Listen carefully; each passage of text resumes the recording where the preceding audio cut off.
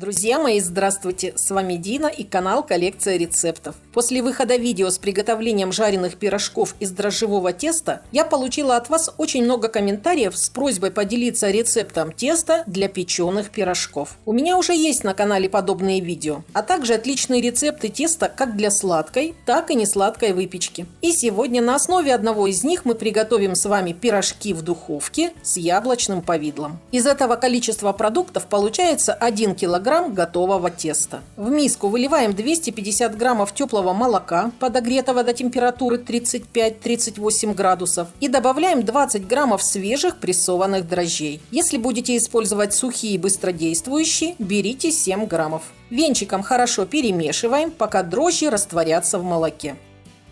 Туда же отправляем пол чайной ложки соли, 100 граммов сахара, 1 столовую ложку коньяка, вбиваем яйца, 1 целое и 1 белок, а желток нам понадобится для смазки пирожков перед выпечкой. Поскольку пирожки будут сладкими, добавляем ванилин или ванильный сахар и вливаем 50 граммов слегка теплого растопленного сливочного масла. Все хорошо перемешиваем до растворения соли и сахара. Затем частями всыпаем заранее просеянную муку. У меня по рецепту идет 500 граммов, но в зависимости от качества муки и ее влажности может понадобиться чуть больше. В конце замеса я скажу, сколько всего у меня ушло муки. Тесто должно быть очень мягким и не забитым. Что касается коньяка, его можно пропустить, но с ним выпечка получается более легкая, пористая и отлично пропекается. Конечно, я могла бы вымесить тесто в планетарном миксере, но вы часто пишете мне, что у вас нет такой техники. Поэтому сегодня рецепт для тех, у кого есть руки и желание готовить. А вообще оно идеально вымешивается в тестомесе или хлебопечке. Но мы будем месить руками. Собираем со стенок миски все крошки и хорошо перемешиваем не менее 7-8 минут.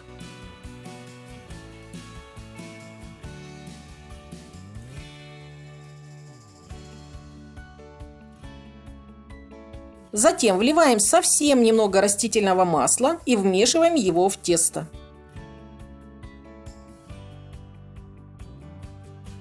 Оно уже получается очень мягким, гладким и эластичным. В общей сложности у меня ушло 535 граммов муки. Смазываем стенки миски и само тесто растительным маслом.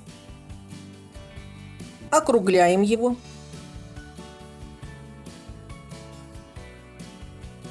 Накрываем пленкой, крышкой или мокрым полотенцем и отправляем в теплое место без сквозняков для подъема и увеличения в объеме минимум в 2-3 раза. В зависимости от условий, которые вы создадите тесту, на это может уйти от 1 до 2 часов. Как правило, у меня тесто подходит в духовке с закрытой дверцей и включенной лампочкой или при минимальном нагреве в 35-40 градусов. Пока тесто подходит, подготовим начинку. Вы можете использовать абсолютно любую на ваш вкус. Фруктовую, ягодную, из сухофруктов, творожную и так далее. У меня сегодня домашнее яблочное повидло. Оно довольно густое и его надо хорошо размять. На канале пока нет такого видео, но в этом году я вам обязательно покажу, как я его готовлю. Вот так хорошо подошло тесто. Оно поднималось 1,5 часа. Присыпаем стол мукой, выкладываем на него тесто, подбираем края и делим на 18-20 равных кусочков. Я разделю на 18 кусочков весом по 55 граммов. Округляем каждый кусочек теста в шарик.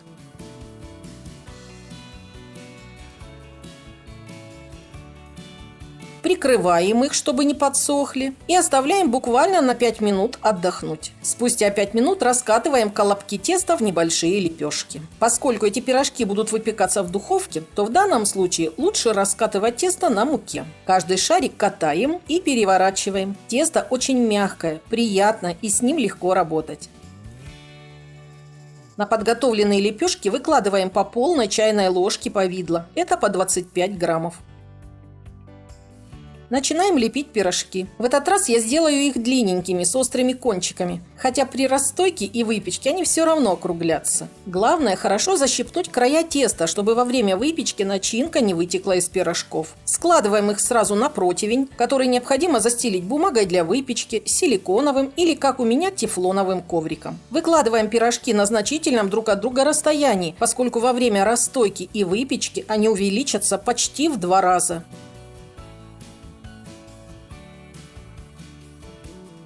На противень я сложила 12 пирожков, а еще 6 штук на большую сковороду. Она у меня с антипригарным покрытием, поэтому я ее ничем не застилаю, а лишь слегка смазываю маслом. Отправляем противень в теплую духовку на расстойку на 20 минут, а сковороду с пирожками пока оставляем на столе.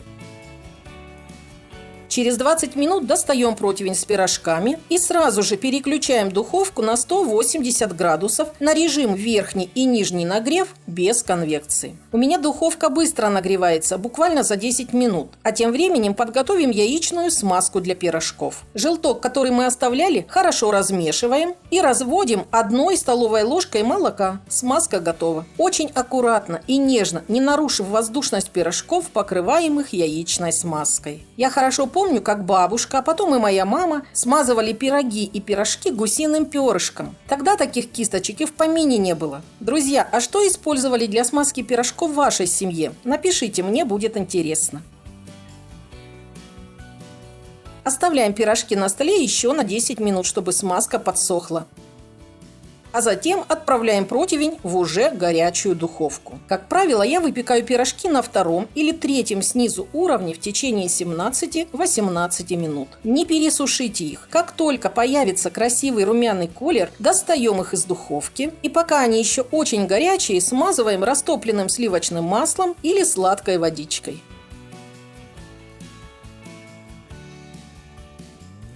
Отставим готовые пирожки в сторонку и займемся теми, что на сковороде. Они уже хорошо подошли. Смазываем их яичной смазкой.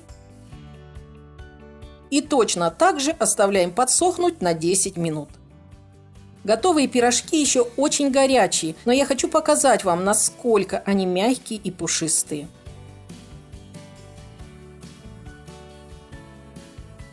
Через 10 минут отправляем оставшиеся пирожки в разогретую духовку и выпекаем их до золотистого цвета.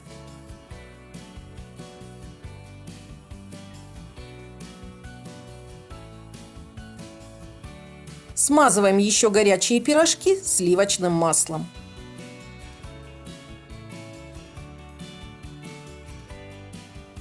А теперь давайте разломаем один пирожок, и я покажу вам, какой он внутри. Пирожочки хорошо пропеклись как сверху, так и снизу. Они очень мягкие, легкие. После нажатия принимают исходную форму. А как вкусно пахнут, не передать словами. Внутри такие воздушные, пористые и полностью пропеченные. Пирожки все абсолютно целые, и ни из одного не вытекло повидло. Угощайтесь, мои дорогие. Желаю всем приятного аппетита. Друзья, если вам понравились эти пирожки, ставьте пальчик вверх. Спасибо, что смотрите мои видео, оцениваете и делитесь ими с друзьями. Если вы впервые на канале Коллекция рецептов, не забудьте подписаться и нажать на колокольчик. Напомню, что у меня на канале есть плейлист теста, в котором собраны самые удачные рецепты различных видов теста, в том числе для сладкой и несладкой выпечки. Все ссылки на экране и в описании. С вами была Дина. До новых встреч!